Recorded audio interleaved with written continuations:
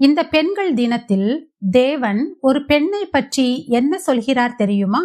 தேவனின் பார்வையில் ஒரு பெண் வலிமையும் ஞானமும் மரியாதையும் உடையவள்.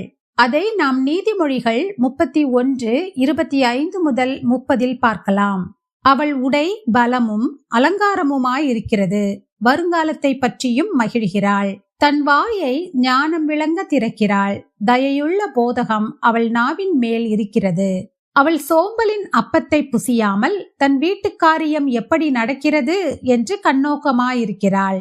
அவள் பிள்ளைகள் எழும்பி அவளை பாக்கியவதி என்கிறார்கள். அவள் புருஷனும் அவளை பார்த்து, அநேகம் பெண்கள் குணசாலிகளாயிருந்ததுண்டு, நீயோ அவர்கள் எல்லாருக்கும் மேற்பட்டவள் என்று அவளை புகழுகிறான். சௌந்தர்யம் வஞ்சனையுள்ளது, அழகும் வீண். கர்த்தருக்கு பயப்படுகிற ஸ்திரீயே புகழப்படுவாள். கர்த்தருக்கு பயப்படுகிற பெண்ணே எல்லாராலும் புகழப்படுவாள். ஆமேன். எல்லா பெண்களுக்கும் இனிய பெண்கள் தின நல்வாழ்த்துக்கள்.